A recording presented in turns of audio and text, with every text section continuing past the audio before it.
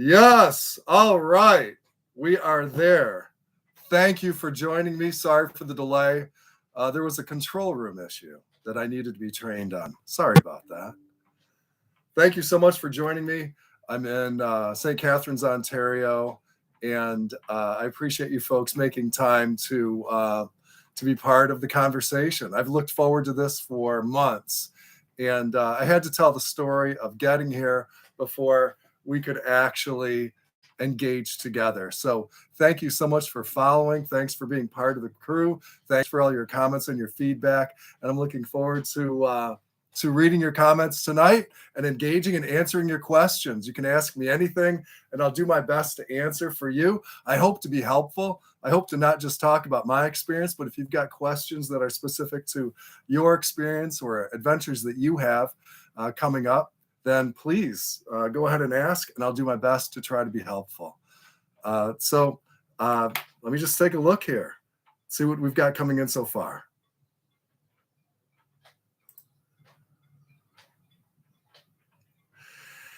All right, I am on. That's good. I've said something.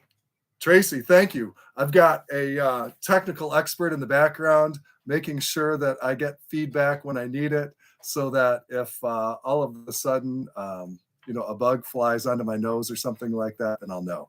I'll be reading your comments from the newest first. And so I'll work my way down, and that way we can see if we've got 3 or 4 that are the same question, then we can field those. I can field those at one time. So awesome. Danette, thank you. Where am I? I am in St. Catharines, Ontario, Canada. Wow, this is written backward where I see it. And that's because I wasn't able to get through the Erie Canal last year. Couple of things. One is I was delayed by bad weather along the way. I had hoped to be able to sail like 5 days out of 7, and it just didn't work out. From Sheboygan, right after I crossed underneath the Mackinac Bridge, I was down for several days. I didn't put that in the video because it just gets boring. And then a few days in Ohio, getting across Lake Erie. I just couldn't sail. And then finally, Dunkirk, Ohio was a killer. Dunkirk was bad. I just couldn't get out of Dunkirk and go north to Port Colborne and get into the Welland Canal. All right. So I am in St. Catharines, Ontario, which is about 30 miles from Toronto across Lake Ontario. That's where I am, Danette. Thanks for asking. How do I do my laundry? How do I do my laundry? Well, it's not just in a bucket of suds. There are some interesting new technologies out there, some sort of gadgets for doing laundry that may come in handy. But I'm by and large a coastal cruiser, so I am looking for a place to drop the hook first, and then a marina second each night. So I'm usually not too far from a laundromat. That said, I think the reality that I should share is I don't take a lot of clothes with me. Those of you who have been watching my wardrobe in the videos may have seen some of my attire repeated multiple times. I'll see if I can do better in the future. But when I packed to go on this journey originally, I really was packing light. And that made a lot of sense in most situations, right? I didn't realize that it would be so obvious in so many videos that I got by on 3 pair of pants, 3 sweatshirts, and plenty of undergarments. But after that, it just didn't matter. So I can do my laundry at marinas frequently. I have to say that I was in a town where doing laundry was more than a cultural experience. There were some mild threats, I'll just say, from some folks. It was just really strange being in the wrong place at the wrong time in the wrong town. So walking across town to laundry, as anybody knows, you have to watch it in some places, and just in one for me did I have to do it. Otherwise, frequently there are laundry facilities at marinas. But thanks for asking. All right. When do we get to the Caribbean? All right. So this is the way the year looks like. Thank you, Jennifer. Thanks for asking. So it's 7:13. At 7:15, I'm going to make a special offer, by the way. So I will go from here into the Erie Canal in early June. The Erie Canal doesn't open until the end of May. They may have published something, but I've not seen anything. Generally, they just say late May. They don't specifically state historically when they're going to open specifically. So I will be in the Erie Canal in June. The mast has to be dropped and then raised. So it's going to take me the better part of June. I'm not going to get into a big hurry getting through the Erie Canal. But I'll be in New York Harbor the end of June, and then making my way to the Chesapeake Bay. I'll be there a good part of July and August, probably. We'll see some sights. There are some cool towns there. There's some great sailing. The people who sail there believe, and rightfully perhaps, that the Chesapeake Bay is the best place to sail on the planet. So I think there's some great sailing to be had there, and I think people will really enjoy some of the sights, some of the towns, and one of the novel experiences, eating crab there. I was asked to show more food. If being healthy and staying fit is part of my shtick, then I should show some healthy food and some activities. So I will do that, Danette, in the future. Thank you.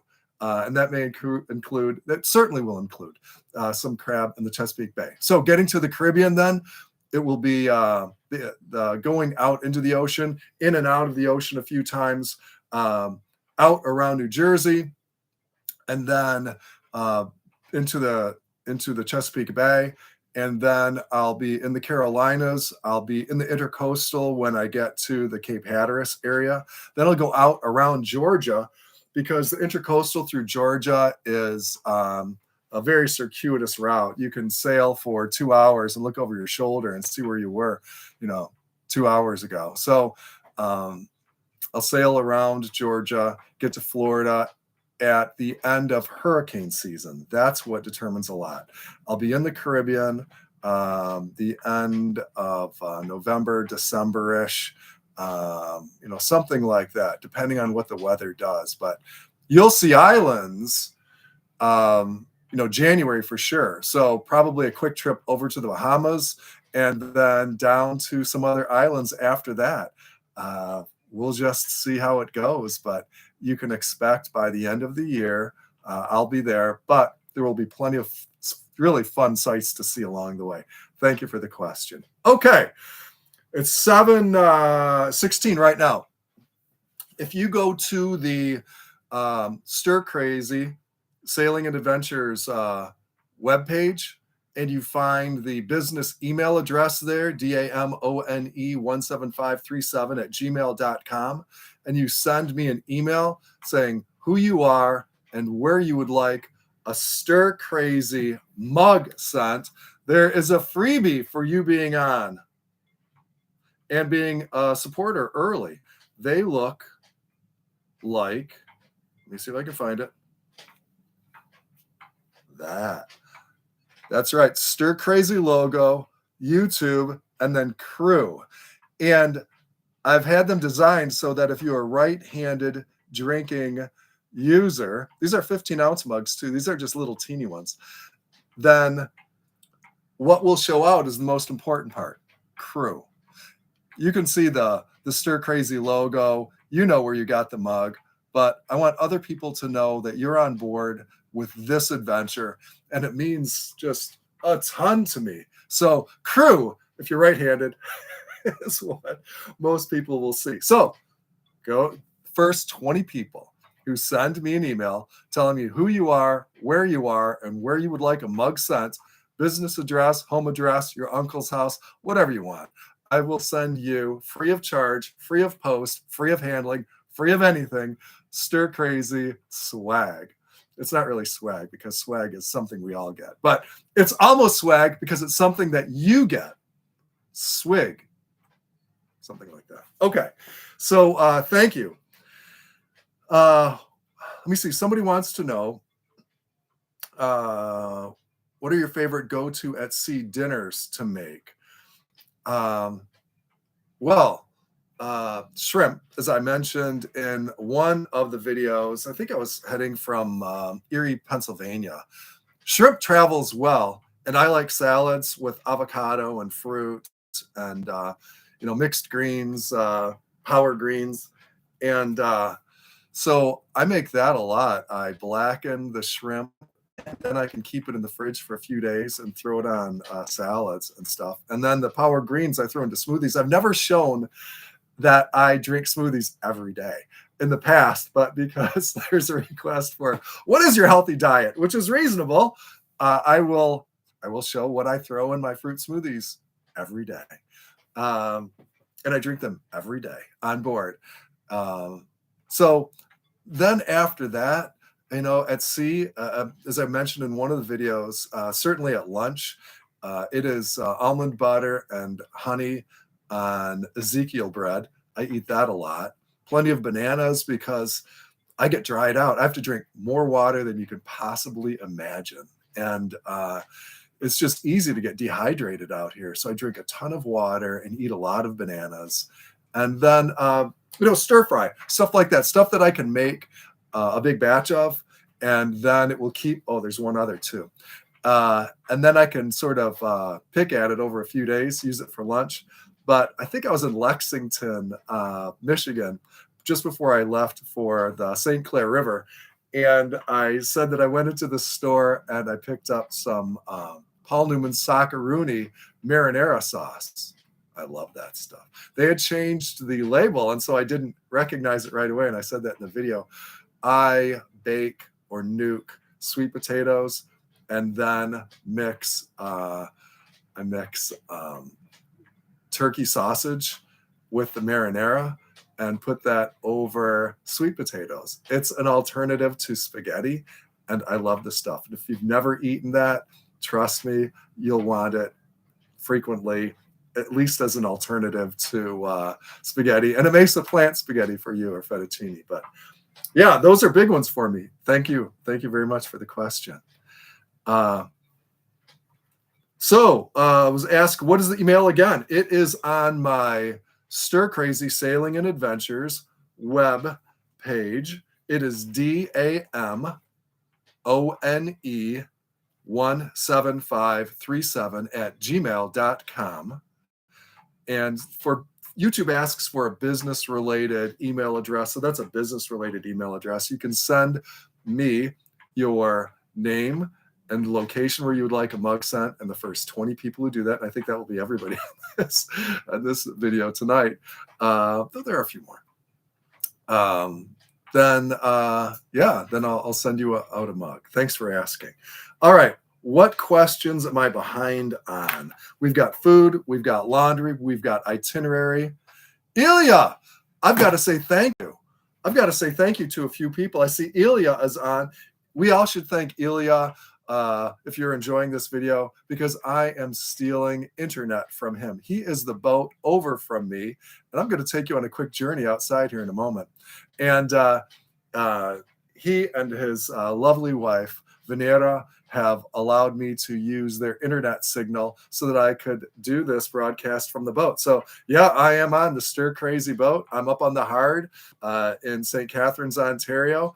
I was waxing the side of the boat 40 minutes before this video began. I've been painting and working on the boat all day. So Ilya, it's so nice to see you, and I'm so thankful for you allowing me to use your internet. Also, the good folks at Port Dalhousie Marina, they've done everything to accommodate me. They're great folks. And if you end up sailing or folks see this video subsequently, St. Catharines, Ontario has a great marina, Port Dalhousie Marina. Nino, Laura, Nina, they do tremendous things. Here's something to look for you folks who are sales managers who tend to all the boaters' needs in the boat yard. Paul has been here 25 years. Dave has been here. It says a lot about the level of quality that they want to provide and the services that they want to provide when they've got folks who've been committed for that long, and they've been committed to for that long. So thank you so much. And Ilya, all right. So what other YouTubers do I watch? Okay. Todd, I'll do that, and then we'll go on a quick journey here. So I watch Sailing Uma in one of my earlier episodes, just before I started on the journey. I think the one where I had to cut off the rope from my propeller. Good to see you, Becky. I'm glad you're enjoying the journey. Thanks for joining me so much. Becky, Tracy, Jennifer, Todd, Ilya, Melissa, all you folks. I'm so grateful for you joining. Thank you. I'm glad you're enjoying the journey. Sailing Uma, Sailing Florence, Sailing Navika. Gotta say, Sailing La Vagabond. They're the best at this. They are head and shoulders above anybody else, along with Sailing Uma. Sailing Uma is a little bit different flavored. Sailing La Vagabond, if you look at that, they're the biggest and best sailing show, but it's also a lifestyle show. It's not just getting out and sailing. They're getting ready to go on their third boat, a trimaran. So I would not, and many shouldn't, try to compare them to those folks. I watch Sailing Project Atticus. You'll see me do a little tinkering along the way for those folks who are interested in knowing how to fix a gauge, or how often do I have to climb the mast to fix the windox, something like that. Sailing Project Atticus, they do a lot of that, and they're fantastic. I watch Wind Hippie Sailing, a gal who was in, a small, seemingly old and leaky boat going around the world. She started in Maine, and she's, I think now she's in New Zealand. She went through the Panama Canal and French Polynesia she was just at, and now she's in New Zealand. So those are good ones. And then if you are a wrench head and you like to see cars worked on and so forth, this guy who does Vice Grip Garage, he's fantastic. Those are listed on my website. I don't know if they're public or not. I'll make them public. Vice Grip Garage is hilarious for anybody who's ever had to work on a car or an engine. And then finally, I'll just say Dork in the Road for motorcycles. I like Dork in the Road. He's great. And then biking, BKXC. BKXC is really good mountain biking if you're into that. Okay, so hey, I'm glad that so many people are able to watch, and I know sometimes it's difficult to figure out all of the YouTube issues. So thanks for jumping along. Kevin, it's so nice to see you as well. Vice Grip guy, you've watched him. He is funny. All right. So there's a little bit of an audio breakup. I want to make sure that I'm coming through clearly. So if I speak more loudly and it becomes annoying, let me know that too. Okay. But while that's going on, let me take you on a tour of where we are and what we're doing.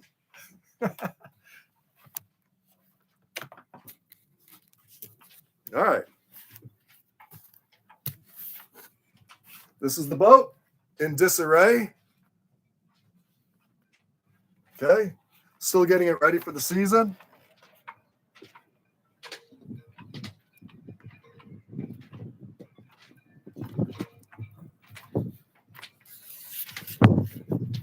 It's bright and beautiful with the windsurfers out on Lake Ontario, just outside of the channel going into Port Dalhousie. Port Dalhousie, I have in one video, is just an adorable little town.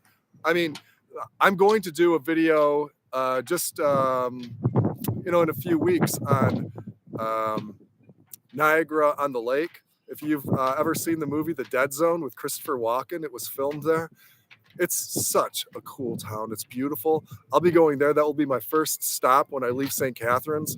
And after that, I'll leave Canada, get into New York, make some stops there. Okay, so this is the boatyard. Nice lighthouse there. You can see a windsurfer over my shoulder, or kiteboarder, I should say, way over my shoulder. And this is just the status of the yard. Every day, the folks here are moving boats into the marina and finishing up work on boats. So this time of day, while it may not have been convenient for you, is actually the quietest time of the day for me to engage with you folks on YouTube. So you can see that there are actually a lot of boats, but also a lot of spaces. A lot of boats have already been moved out. It's been a chilly, chilly, chilly spring. And a lot of people are behind, me being one of them. But, you know, just everybody is moving along as quickly as they can to start the boating season. You can see that there's a beautiful pier and walk behind me with some folks walking in the background. So I will go back down now in case you've got any questions about what you've seen. And let me see. I guess I don't know that I can get Toronto, but Toronto is that way. And on a clear day, I can see the Toronto skyline easily across Lake Ontario. Okay, going back into the boat.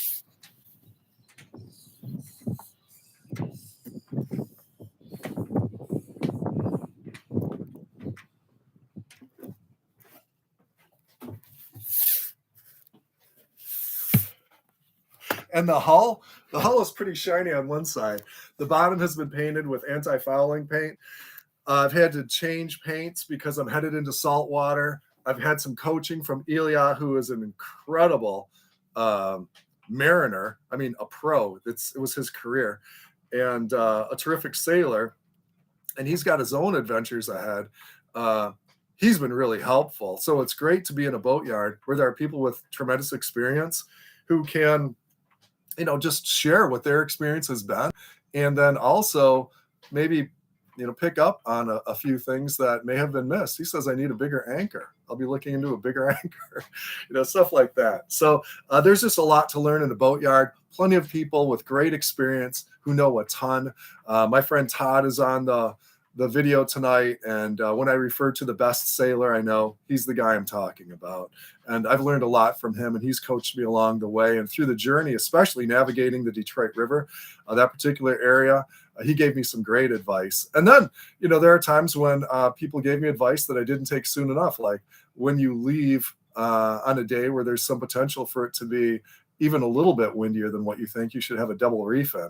Yeah, I learned that lesson going into Lake Erie. And the video for that was so bouncy, I couldn't even use it. But I was up on deck putting in 2 reefs when I shouldn't have been. And that was, again, a class that I took that I never want to pay tuition for again. Yeah. So after that, I double reefed a lot more than what I intended initially, or what I ever thought I needed to initially. Okay, here we go. All right, Hans, you are on. Thank you. I don't know where you are, Hans. Jacques and Ginger, say hi.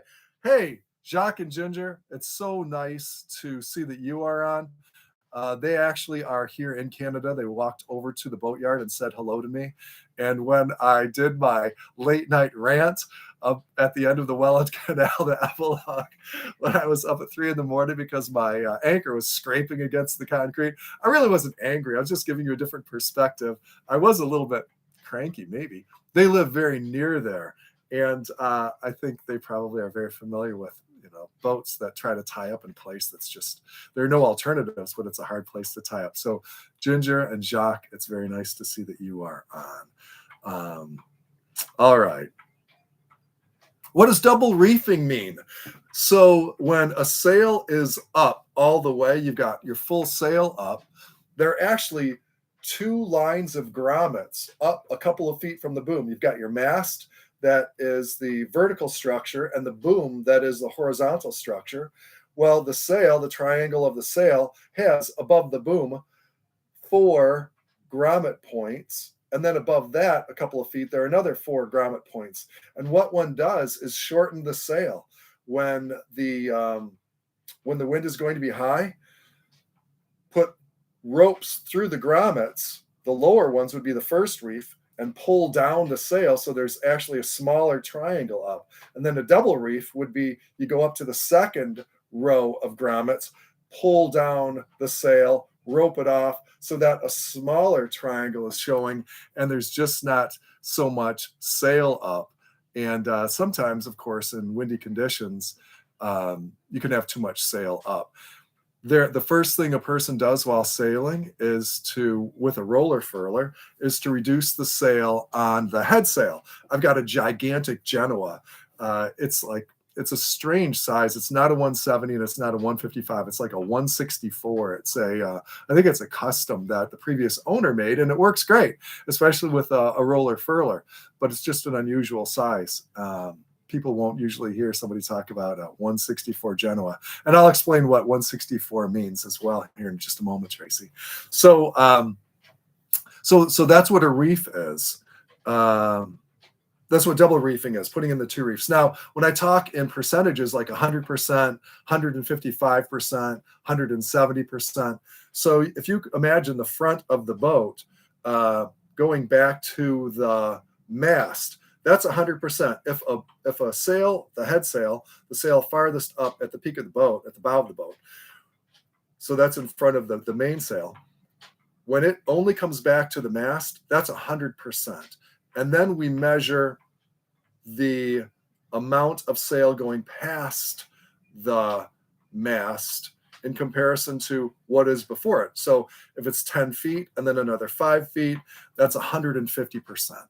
And so so I've got 164 Genoa, 170 is common, 155 is common, 130 is pretty common, 120. So that's how the sail lingo goes. Thank you for the question.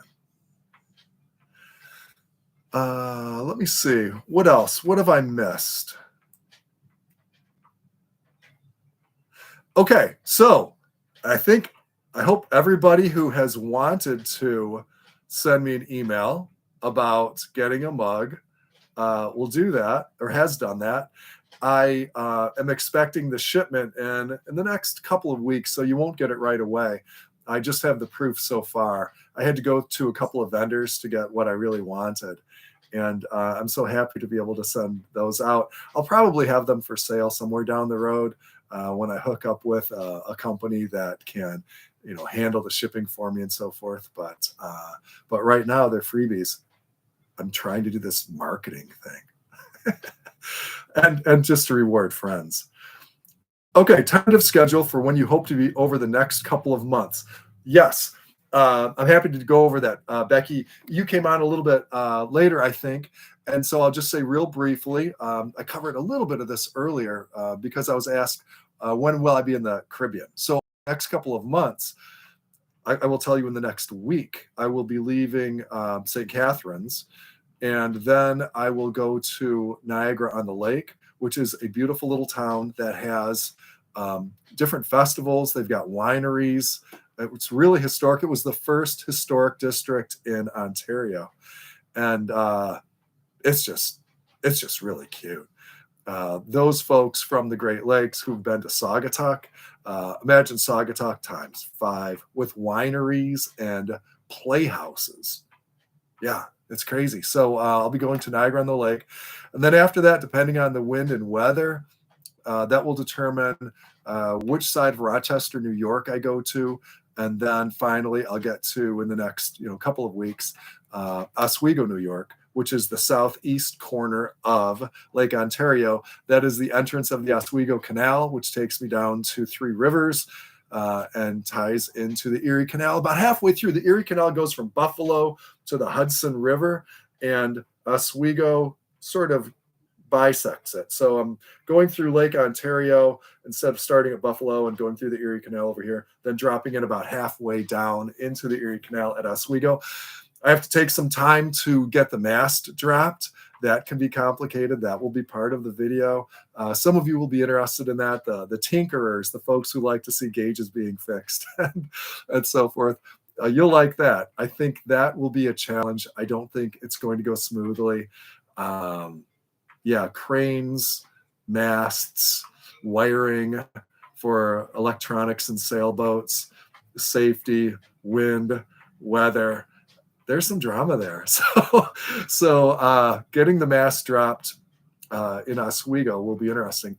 Then I'll go through the Erie Canal for a couple of weeks and then get the mast put up at a marina in Catskill, New York on the Hudson. There are a few locks on the Hudson I have to go down through. And then once I get beneath the last bridge that I could not clear with my mast, then I will have the mast put on the boat. The mast will then stay up through a bit of the intercoastal. I need 65 feet of clearance. My mast is 61, depending on wind, weather, and tides and so forth. I should be okay, but the mast will stay up. I'll go down through a bit of the intercoastal and out in the ocean in a few places before I make it to Florida, November-ish, and then out to the islands and into the Caribbean, end of December, January, something like that. So that's the general itinerary. But over the next couple of months, it's going to be getting through the Erie, getting through I go through New York Harbor.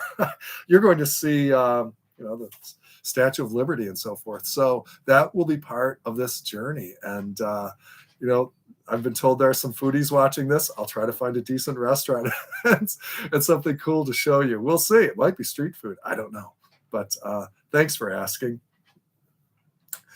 Let's see. Kay, thanks for joining. And thanks for your support along the way. You've been an important person and early supporter, and I really appreciate that. I really appreciate you being aboard and part of the crew. What has been the most unnerving moment of the adventure so far? So I have to say that when I left Marinette, Wisconsin, where I bought the boat, and then went through Sturgeon Bay, there were storms right off the bat. First time I was sailing the boat, and I had my buddy Steve with me, who had all kinds and has all kinds of electronics experience to help, plus sailing experience and other big boat experience. Steve and I left Sturgeon Bay in fog and really an uncertain weather forecast. And then the fog just got really thick toward the end.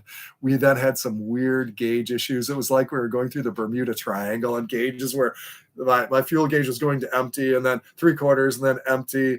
And my temperature gauge wasn't working properly. And so that was unnerving. That was scary.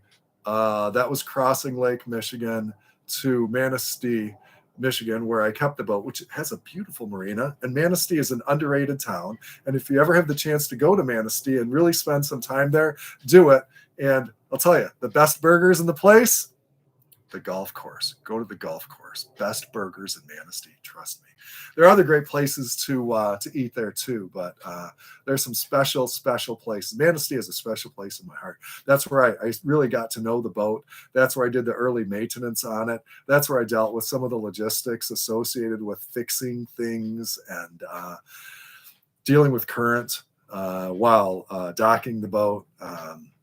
Yeah, that was cool. So the first sail across Lake Michigan, Kay, that was the most unnerving. Thanks for asking.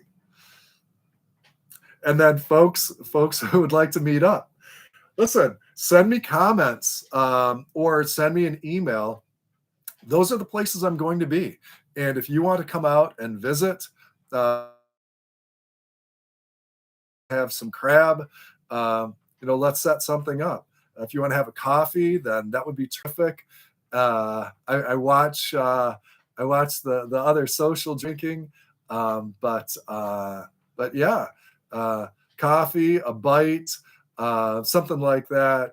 That would be fun. I would enjoy meeting some of some folks who are followers along the way. That would be terrific. So you'll know generally where I am. My videos are going to be a couple weeks behind probably where I am. We'll just see what I can do, how far ahead I can get.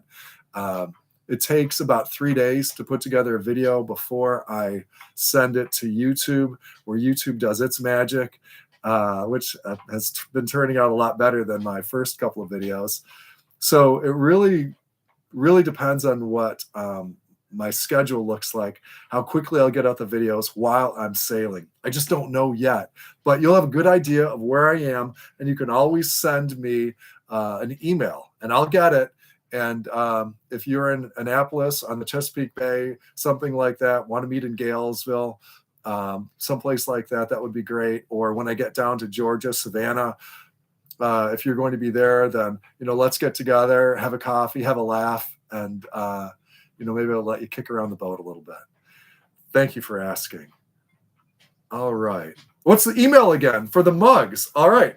If you go to my YouTube webpage, Stir Crazy Sailing and Adventures, then you'll see business email, something like that. You can click on that and it will give it to you, which is DAMONE17537 at gmail.com. So it looks like Damone17537 at gmail.com. And again, YouTube requires me to have an address that folks can reach out to me for business purposes. And that's the address that I've chosen to use. And if you send me an email there, then I will see it for future events, like the Annapolis Boat Show in November. Annapolis, I might be there. Or because you want a mug, send me a note and I'll do that. Let me see. Can you post your course so they can plan to follow it? That's interesting. So I'll see what I can do. So there is a great loop. There's a great loop graphic that I've come across, but it shows the whole great loop.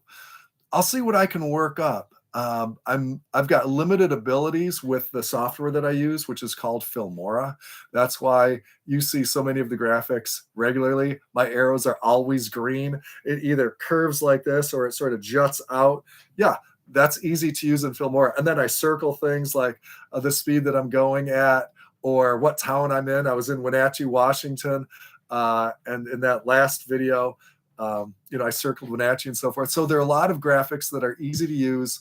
I don't have in that software package the ability to just make a line and go in and out of the Intracoastal Waterway and around New Jersey and into the Chesapeake Bay and all that kind of stuff.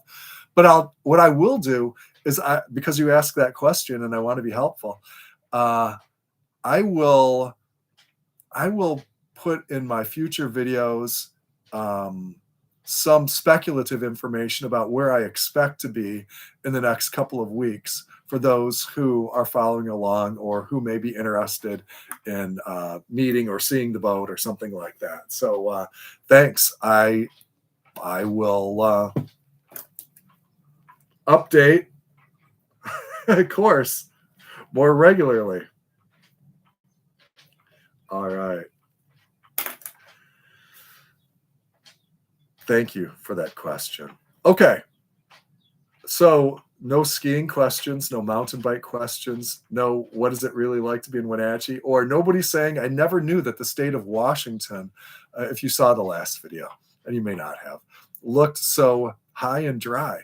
Everybody thinks of Washington State as that rainforest sort of area in the Olympics and around Seattle, but Washington State has the central part that have these miniature versions of Grand Canyons that are just beautiful. And so when I couldn't sail and I had to figure out where I was going to live and learn to make videos, I had to go elsewhere. My house was rented out. That's part of this plan. Rent out my house while I'm off sailing. So I had to look for a place to go. And I chose Wenatchee, Washington for a couple of reasons. One is because there's nearby skiing and because there is good mountain biking there, but also because it's low. The Great Lakes, Lake Michigan is 680 feet above sea level, and about the same. There are very, very, very, very few places in the United States where a person can sleep at under 1,000 feet and then go ski a 3,000-foot vertical mountain the next day. So that was important to me. I sleep much better at lower altitudes.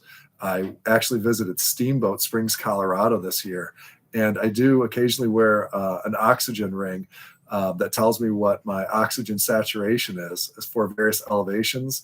And normally I'm up around 90%. I was down way into the 70s when I was at Steamboat Springs, Colorado, because of the altitude there at, I don't know, they're at 8,000 or 9,000 feet. And it was just a killer. I couldn't sleep there at all. So that's what got me to Washington State, if you liked that video. And it's a beautiful, beautiful place to visit. And it's an affordable place to visit.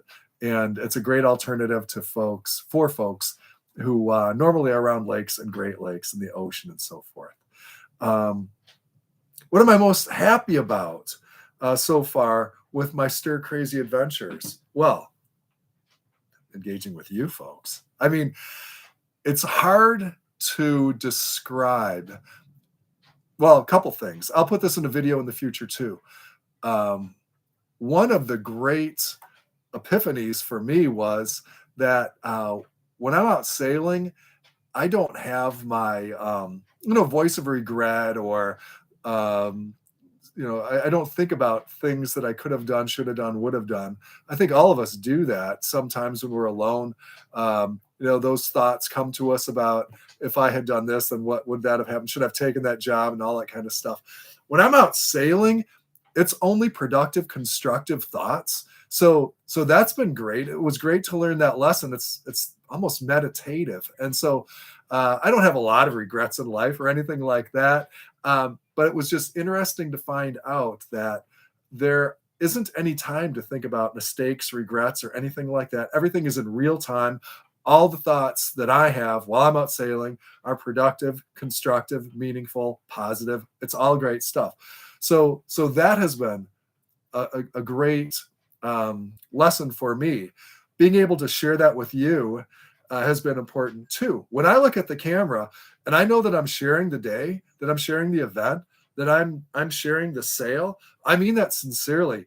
Knowing that other folks are watching these videos who may learn from them, learn from my mistakes. Don't let your Genoa sheet get sucked up into your prop and your drive shaft. Don't be that knucklehead. Make sure you call ahead to marinas and have an idea of how high the finger piers are when you arrive, so that you don't have your fenders in the wrong place. All of those lessons that I'll learn along the way are so much more meaningful to me if I know that I can share them. And then even the good times too. It's nice to have somebody to talk to, even when you aren't really there. I know that you'll be seeing the video down the road a little bit, and that connection is real. I mean that sincerely. So, okay, thanks for asking the question. That's been one of the most fun elements of the journey. And I'm looking forward to being back in the water and sharing those tales and experiences with the Stir Crazy crew. I'm on the boat alone. And so knowing that there are folks that are, interested in what I have to say, maybe not everything I have to say, but interested in what I'm seeing, what I'm experiencing, what it's like being on the boat, and sometimes what I have to say or share, that's really meaningful. Yeah. Do I scuba dive, spearfish, all that kind of stuff? And then we've got Dan, you'll be catching up in October. That's terrific. We can talk about where I'll be, and I'd enjoy getting together. That would be terrific. Gene, do I plan to dive, spearfish, that sort of thing? Or that could be Jean or Jean. Sorry, I'm in Canada, so I have to think about that. I'm looking at an independent, like a 3-minute scuba tank that will allow me to get underneath the boat and work on it if I have to briefly. They come with a little, like a tire pump to pump them up, which is really an important part. When a scuba tank gets filled up, then it has to get filled up with the right sort of air compressor. You can't just do it from a gas station, because there can be fumes in there, and it's just bad news. So this tire pump type 3-minute or 5-minute tank is the way that I'll go. That said, yes, I will also do some free diving, snorkeling when I get to the Caribbean. I've got to work on my breath. When I had to swim underneath the boat and cut free the line that I fouled, I was amazed at how really I was looking for more after 30 seconds, exercising down there, moving, cutting, thinking, a little bit stressed out underneath a boat,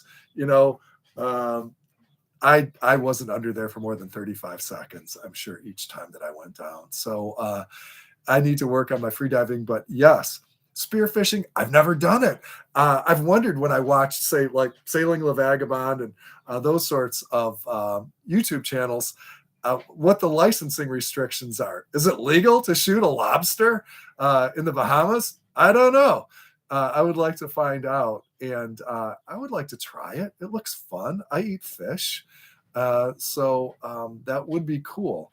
I'm more likely to fish with a fishing pole off the back of the boat and see what I can find. I'll do that sooner rather than later, and yeah, I hope to have some good video underwater in the future.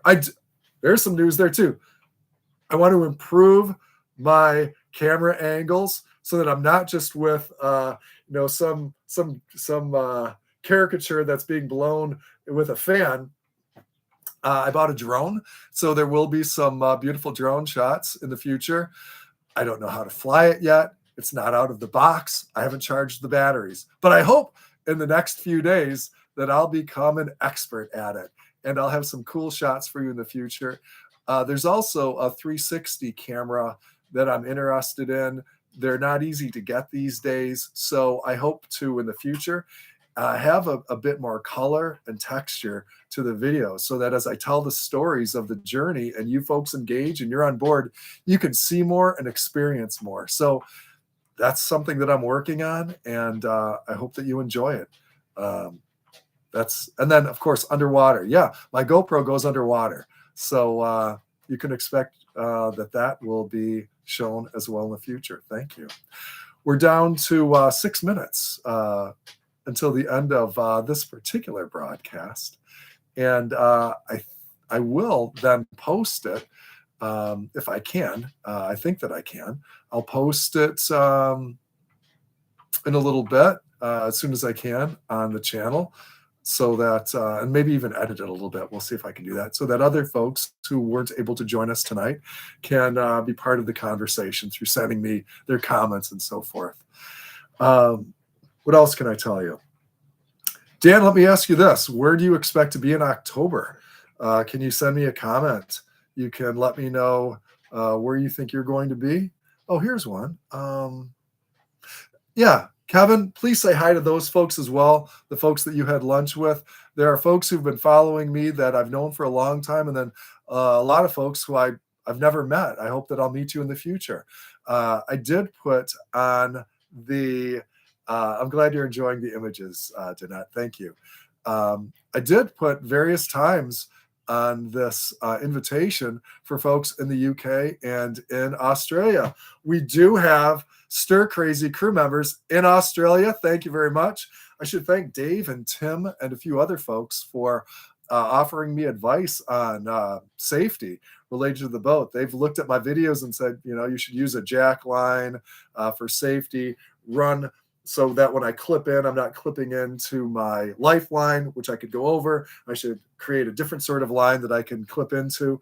So that is appreciated.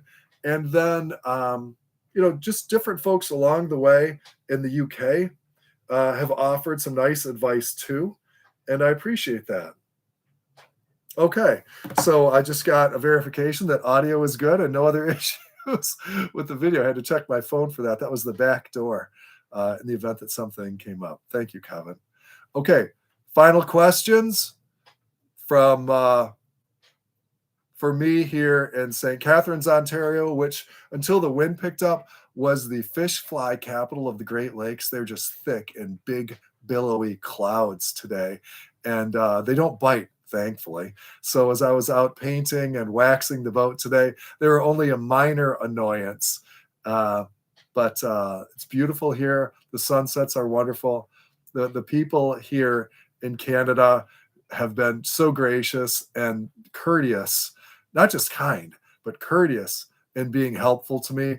And I say that about Jacques and Ginger, who invited me over for a picnic on Monday, but I won't be able to make that, Jacques.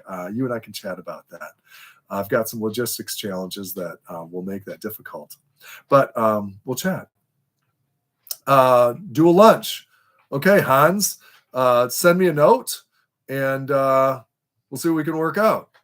Jacques, we'll see what we can work out. All right. I appreciate that. Okay, I'm going to wrap up then. I just want to say again, I'm so happy that you made time to do this on a Thursday night. I know it wasn't the most convenient time. I was encouraged to do this on a Saturday, but I've run into logistics issues on Saturday. Number one, I wanted to do it from the boat, and it's going to be ridiculously lousy. It's going to be ridiculously loud here on Saturday. It's also going to be lousy. It's going to be raining here on Saturday. So Saturday couldn't work. I know that folks have other plans on Saturday, and so it would have been hit and miss then too. For the UK folks and for the Australia folks, you're probably watching this after it was live. Thank you. Sorry I couldn't identify a convenient time for you, but I'll take your feedback in the future. And I would not mind doing this in the middle of the night if we could get together online and you could be live in Australia at 2 a.m. and I could be here at whatever time that would be. Or you would be there at 2 p.m, I should say, and it's 2 a.m. here. Something like that. You understand. Same thing with you folks in the UK who are 4 hours ahead of us. Thank you so much, or 5. Thank you so much for your interest. Thanks for your notes. Thanks for your comments. Thanks for the thumbs up. And again, why thumbs up? Because thumbs up, every single video, if you don't mind doing it, feeds the YouTube algorithm, and then YouTube will share the video with more people. Same thing with subscribers. And I think they do more. The more you take YouTube seriously, the more they'll take the person making the videos seriously and all of the followers seriously. So the more comments, the more thumbs up, the more subscribers, the more YouTube will promote me, and the more frequently I post. So there may be a time when I post more frequently than weekly. There will be a few times when it will be difficult for me to post even weekly. I may be late to, instead of 7 days, will be 8 or 9 days, depending on whether or not I can get to internet and whether or not I can get the editing done, depending on weather, waves, and all that stuff. But I'll do my best to post weekly. And if I could do this, and give you an update about something really cool now and again in the middle of the week, I'll do that if I can figure out how to do it. I know there are shorts, and then folks have said Instagram and so forth too. There may be Instagram in the future, but it wouldn't have made sense up until now because, again, I've been learning to make the videos, and it just, there just wouldn't have been that much to share. But out on the high seas and even the low seas, there might be something to share on a more frequent basis, short snippets, 1 minute, half a minute, something like that. I'll look into that. All right. I'm glad you will be receiving a crew mug. I'm happy to send those out. I'm so glad that I could do that. Thank you for joining me. It's 8 o'clock. Sorry for the late start. A few technological challenges, but I'll know better in the future. I've got to go into the main room, the studio, in order to connect with you. TikTok, okay. Thank you for the TikTok encouragement too. Kevin, thank you so much for joining me. And please, something else that helps too. Share the videos. That's something that I didn't ask you to do. I'll send you a mug, and that's what I'm going to do in the future too. But in exchange for you getting the mug, there is no money. I'll send you a business card too. I've got these cards that I'll send. Would you please share the video, your favorite video or the most recent video, with 3 or 4 other friends? 4 maybe tough, maybe 3 other friends. When you get the mug, there will be a note in it from me saying, hey, would you please forward my video, a video of your choosing, to 3 of your friends, 4 of your friends. And that will help then spread the news too. That will be great. So thank you. All right. Dan, you're going to be on your way from Muskegon by mid-July, and you're going to try to get to the Chesapeake. Hey, we should meet in Annapolis or Galesville. We'll talk, okay? Looking forward to meeting more of you folks out and about. Let me know where you are, so if we can cross paths, it would be great to have some smiles together, okay? Thank you for joining me. I'll look forward to your comments in the future. Look forward to more videos from me. And thank you for sticking with it. Thank you for being an early supporter of this channel. It means so much to me, and I'm glad that you make time, and in some small way, these videos and I've meant something to you. Thank you so much. Have a great evening with what's left of it. I'll see you later.